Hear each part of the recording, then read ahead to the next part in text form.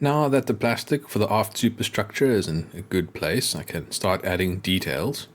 The first details that I'm going to add are a few portholes. There are 2 portholes at the bottom level on each side, separated by a door.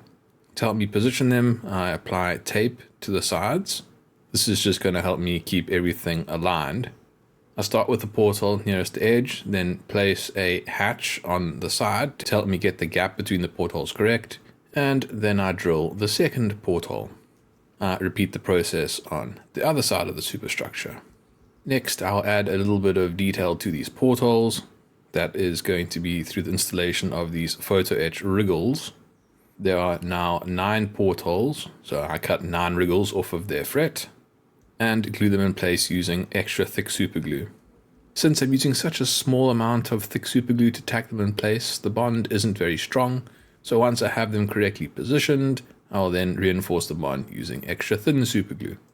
Working with these wriggles can be a bit challenging, so I do have to redo a few of them, but in the end I get an outcome that I am happy with. Next, I'll add on the hatches at the lower level.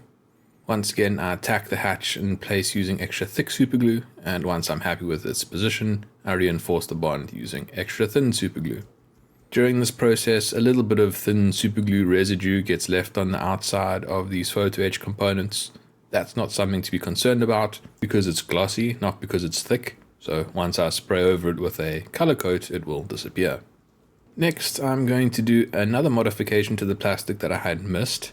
Looking at plans for this area of the ship, I see there's actually a notch cut out in the splinter shield that should be replaced with handrails. After marking the location where that notch should be, I then saw it out with a fine saw, then clip the corners and finish it off by filing down the remaining plastic. I am sizing this gap to a section of railing that I have that is almost perfect for the size of this gap. It is just a tiny bit larger than I think it should be, maybe like 0.5 millimeter, so I think it's good enough. The next bit of photo etch that I need to install goes inside these recesses. I need to install it now because it's going to become difficult to access this area once I've installed the hand railing that goes on the edge. Starting with the ladders, I cut a section of ladder to length, hold it in place, and then glue it down with extra thin superglue. Since I am working with the ladders, I repeat this process for all the different levels that require ladders on both sides of the structure. Once the ladders are correctly positioned, I then install the hatch that goes in this recess. The only hatch at this level is on the port side of the ship. After folding it, I tack it in place using extra thick superglue and then bond it down using extra thin superglue. The sections of 2-rung railing can then be installed.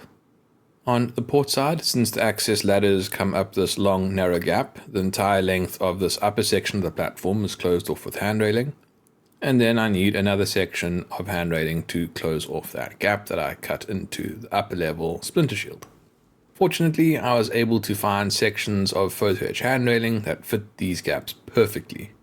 The lower section of hand railing comes from the Super Detail upgrade kit for HMS Hood, and this upper section of hand railing comes from the Super Detail upgrade kit for the RN Roma. After initially tacking the hand railing in place using extra thick superglue, I then bond down all sides and reinforce the bond using extra thin superglue. On the port side of the ship, the ladder to access the platform comes up in its center, so I need to more carefully align it with the hand railings because obviously I need a gap in the hand railing. To get everything positioned correctly, I start by installing one section of hand railing and then place the ladder precisely on the edge of that hand railing. Once that's all in place, I then place the second section of hand railing on the other edge of the ladder so that everything aligns perfectly. Once again, everything is tacked down with extra thick superglue and then reinforced with extra thin superglue. As with the port side of the ship, I once again fill this notch on the upper platform with a section of hand railing from the RN Roma Super Detail upgrade kit. The last bit of photo etch that I need to add to the superstructure is a platform that goes in this narrow notch on the port side of the structure. Here I just found a piece of tread plate that was left over from another build, cut it to size and installed it using extra thin superglue.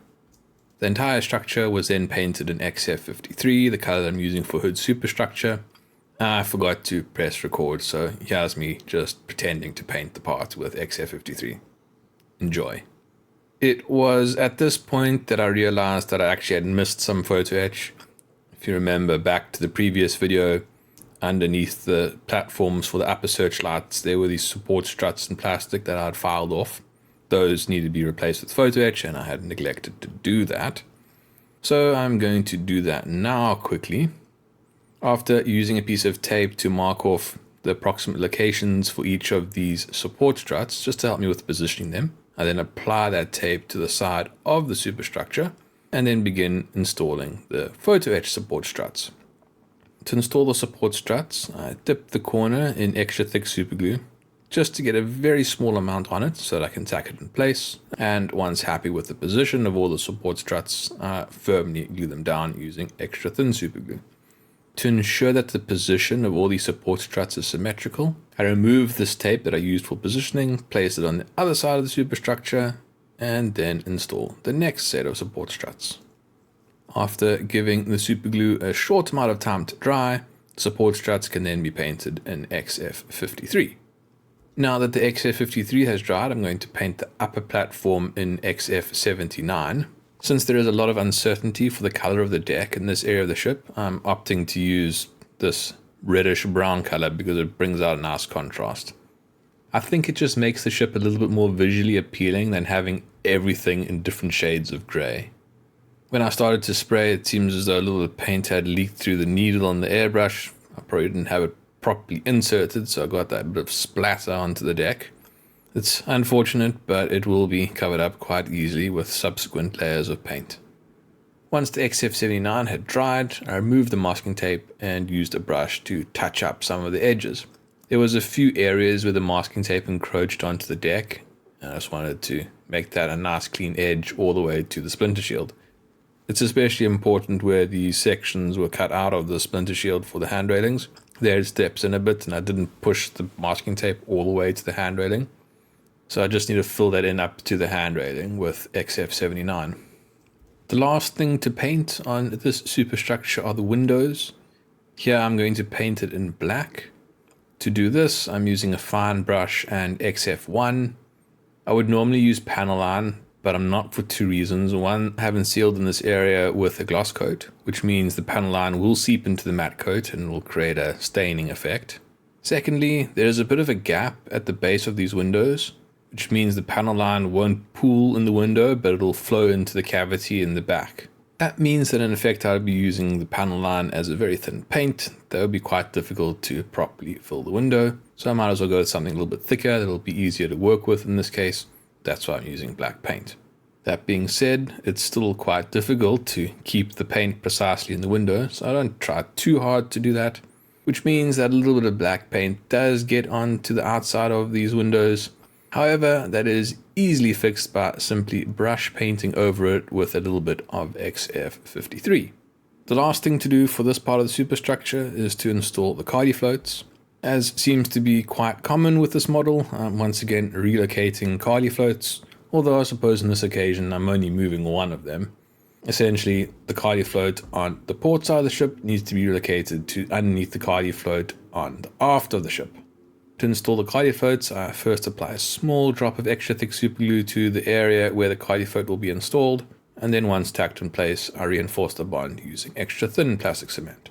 That is the core of the aft superstructure complete.